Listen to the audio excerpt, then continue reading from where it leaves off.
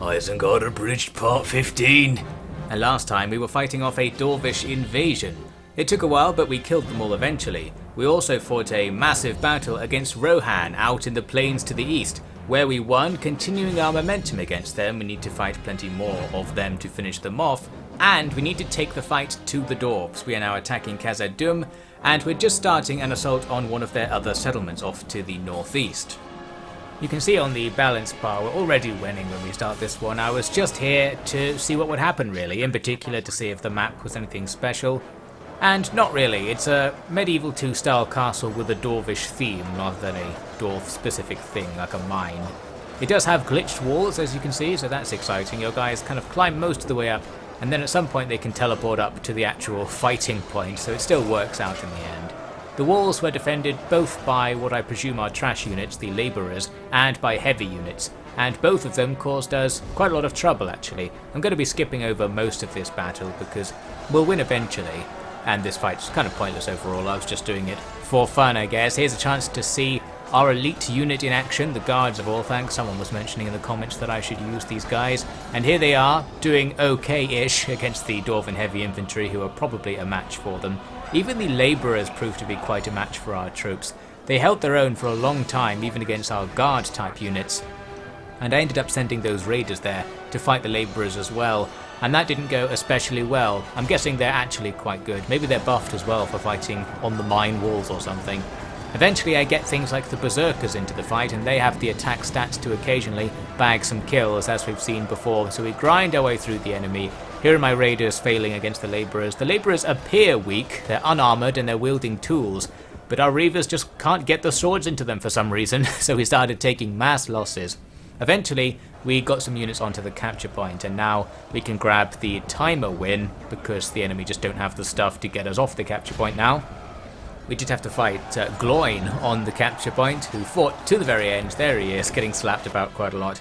And now he will be deleted by me ending the battle. Moderate losses, and not an especially interesting fight, so that was a waste of time. However, we have now taken the penultimate Dwarvish territory. With this capture, I think they only have Khazad-dûm left, so we have them trapped, and the war will be won. Looks like they've barely developed this place, so we'll have to sort that out for them with our epic Uruk engineering knowledge. At the start of the next turn, we get a mission to take Logarth. Well, that's where Saruman was wandering off to last time, and we're nearly there. It says here that Sauron has promoted himself. He is no longer advisor to Sauron, he is Sauron himself, and I'm guessing this is related to this. The Dark Lord has returned, apparently. I don't know if this means he's got the ring, or whether it's referring just to the eye being switched on or something. Some stuff's going on in Mordor, but we're secretly ignoring that, of course.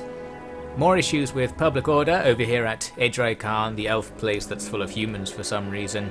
Luckily, they're going to just keep rioting and killing themselves and not rebelling at this point, so we can just wait and eventually they might calm down. What I'm going to focus on is this right here. We have the chance to go for Logarth this turn because there's a group of 30 guys hanging out outside who we can use for a classic siege draw-out.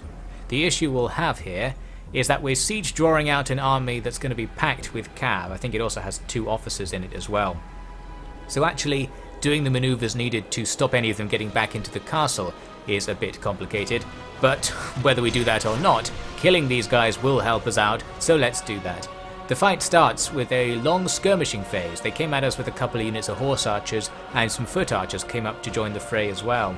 We're lacking for archers. I've only got the 2 units of beast slayers and Saruman, I guess, as well.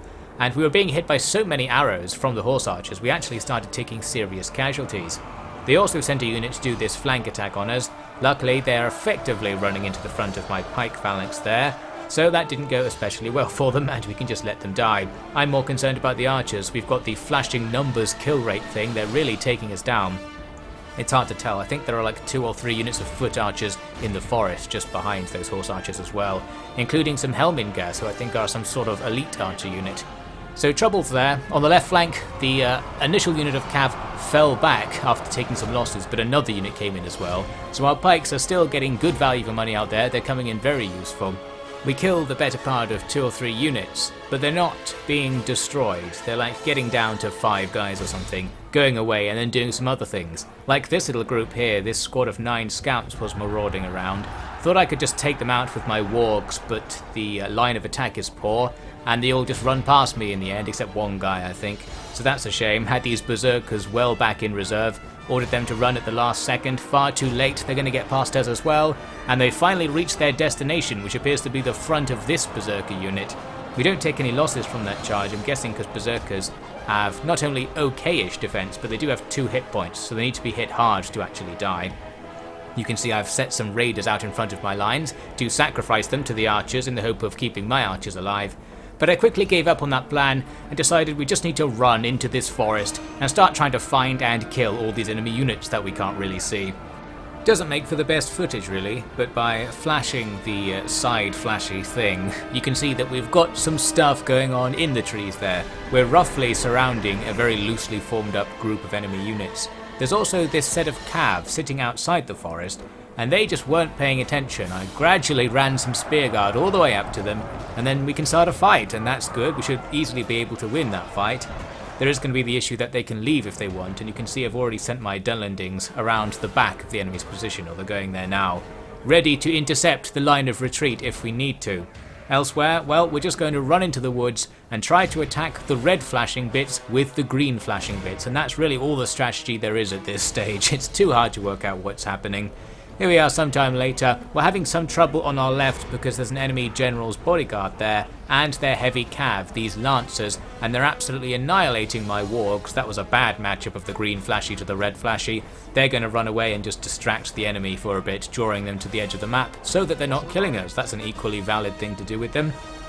Our fight out on the right has gone well. We've taken out the enemy cav.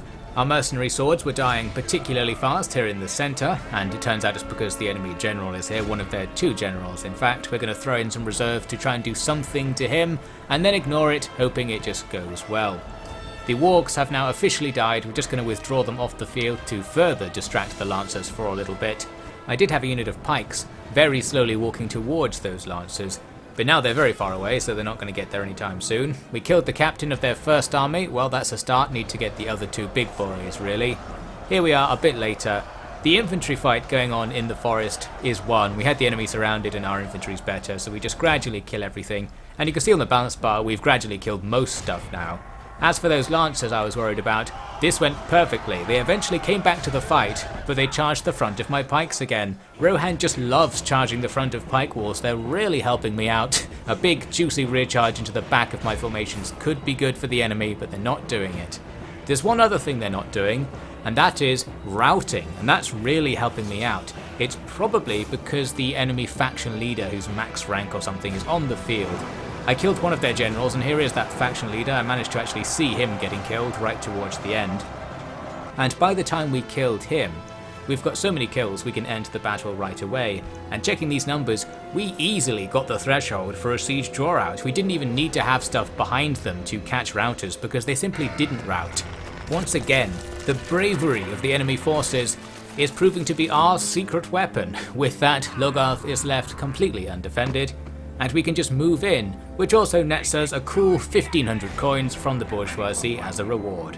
Very nice. The question is, what else do we need to do? We can see there's one other Rohan settlement over there near the edge of the woods.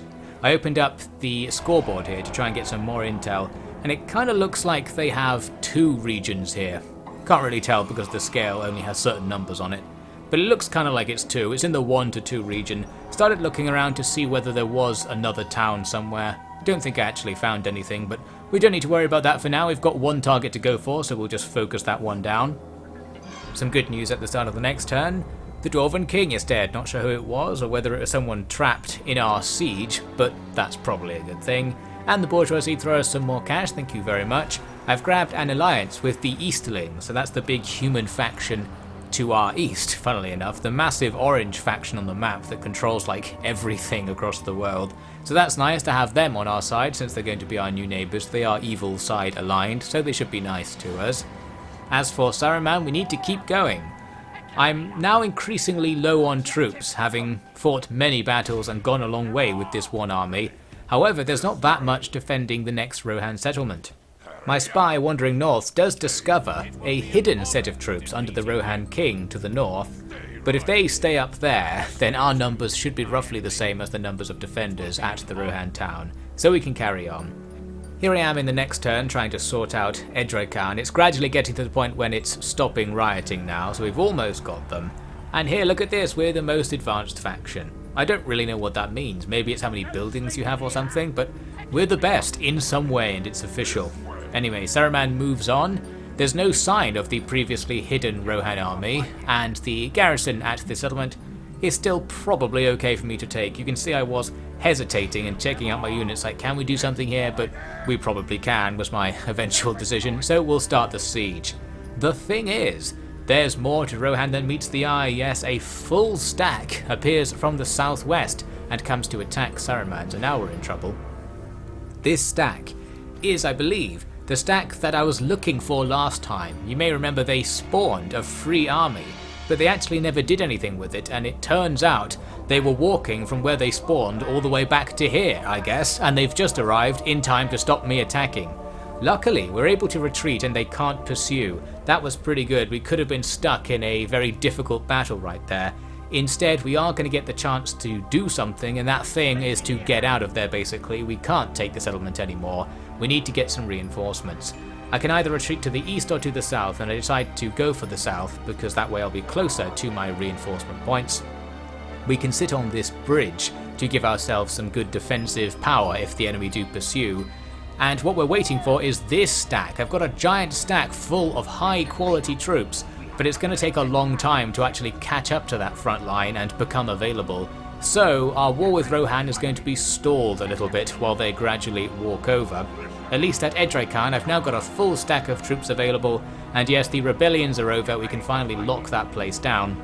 In fact, I realised that since we have the maximum public order from garrison, I could send some of these troops out, and that's a good idea because they can actually reach Saruman's position much faster, so we'll have a half stack of trash there soon, and a bit more actually, because I had some more units in this little front line village that just weren't doing anything.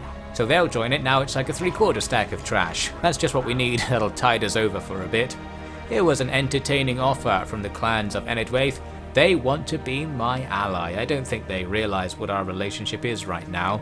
I thought maybe they shouldn't be allowed to ally with me because I'm allied to their enemy or something. There's some set of rules in Medieval 2. But anyway, we didn't ally with them in the end.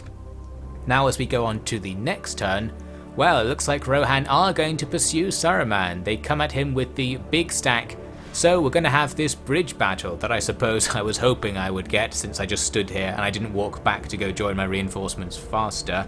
So yes, it's tons of heavy cav and heavy imp, all of their free stuff, but we're going to be standing on a bridge, which, well, it doesn't give us that much of an advantage. It makes things easier because the enemy are just going to be all in a big blob, so we can focus them down. Their numbers won't allow them to surround us. And they're actually going to go right ahead and charge with their cav as the battle opens across the bridge and into my pikes. I'm guessing this isn't really an advantage we get from the bridge battle because they normally do that in a field battle as well. They managed to do it somehow. But here we can at least guarantee that all of the enemy cav will be forced to run at this pike section of our formation.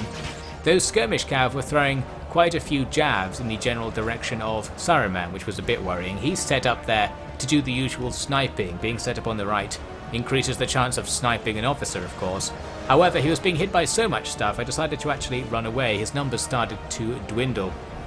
We don't really have a way to kill the enemy fast, so while being in a bridge defense scenario helps us defensively, offensively we still have to kill all of these heavy swordsmen and stuff, and that's going to take a while. I think our pikes do okay even against infantry, probably better against cav of course, but they're holding their own for a while despite being a trash unit, so that's very handy. Saruman gets out of there for a bit and manages to stop being hit by jabs, and once he had lost aggro I came back in with him to keep shooting. So yes, at this stage we're just fighting the blob, and both sides are going to take heavy losses. It's really a case of can we get them to rout, because if they rout they'll be extremely screwed. Some militia were trying to break around our formation, but Saruman deals with them swiftly enough. As for the big blob, you can see it's very liquid looking. Something's going on. They're gradually growing our little encirclement as they push forwards. They have more than double our numbers, so they've got a lot of mass to play with in this blob. There's also a little bit of the blob where they can come out. It's the same place the militia just left from, but this time they come out with some heavy lancers. and they immediately charge into Saruman. I think they're actually trying to rear attack the stuff encircling them, but some of them do get caught fighting Saruman. That's a bit annoying. You can see they're also breaking through in other places.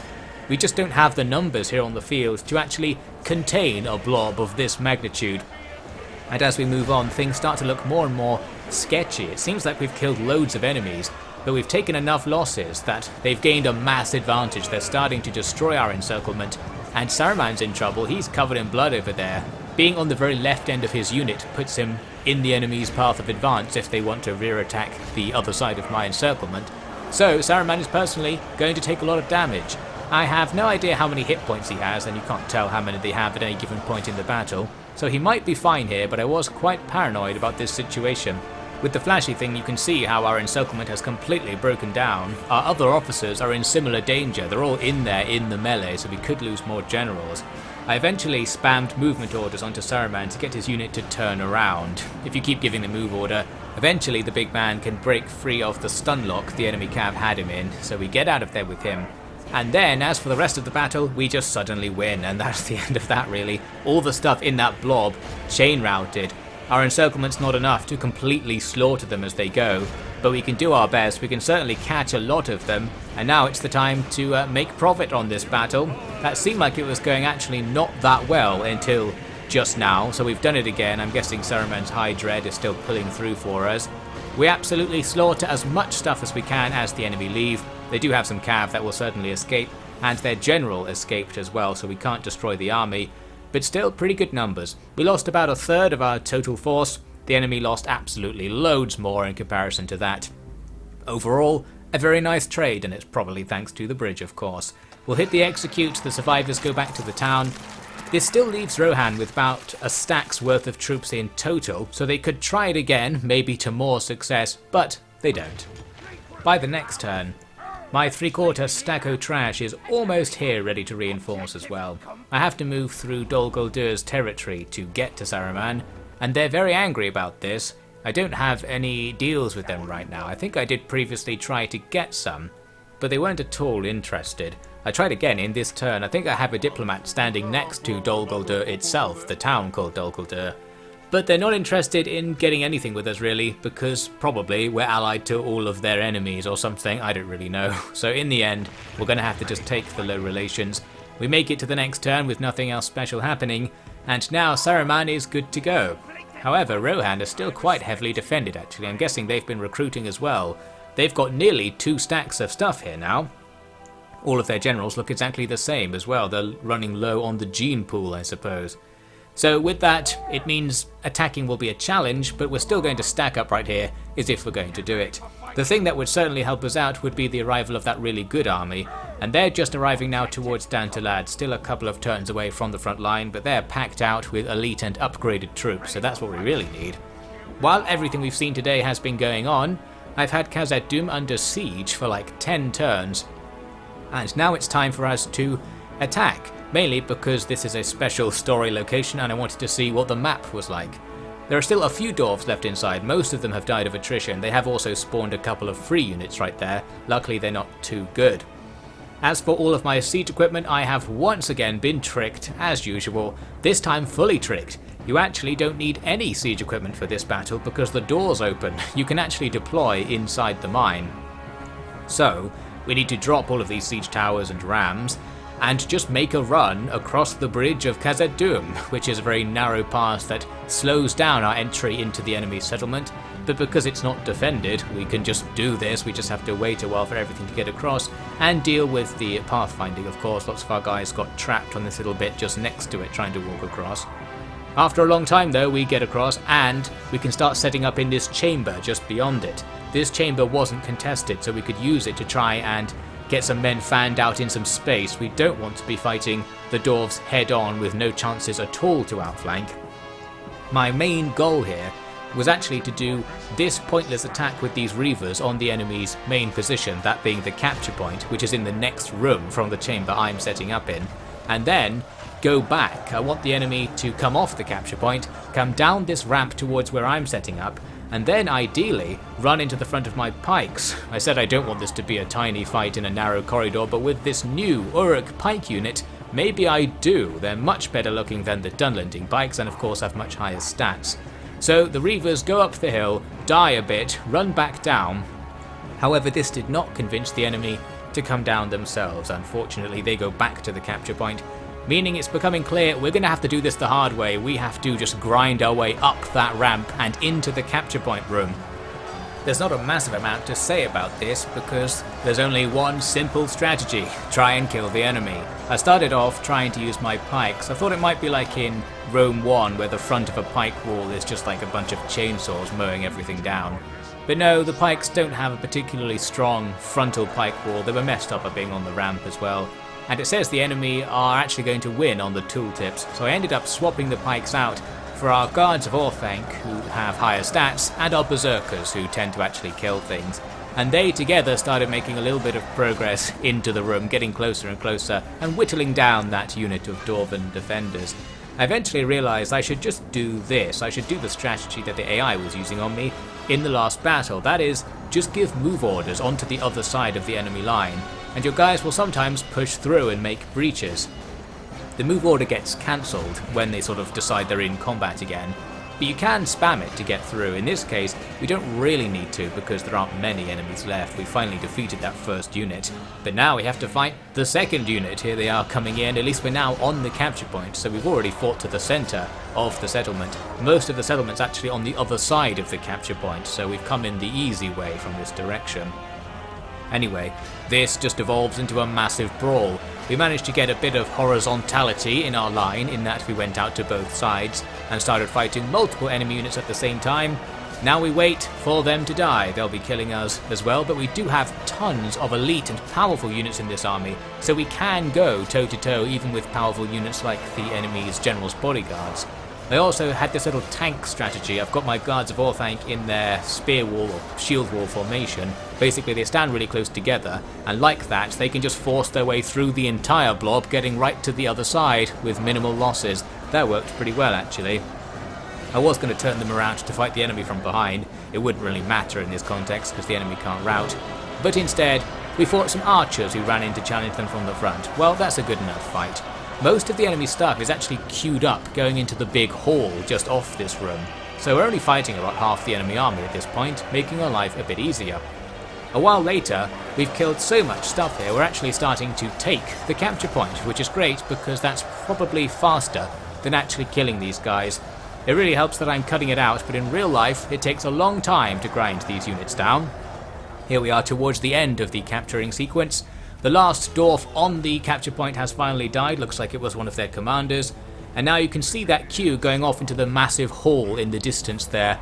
They're just standing there. I think the AI can't really deal with this really strangely set up map, so most of the units just didn't really do anything the whole battle, and we can block them off the capture point easy peasy.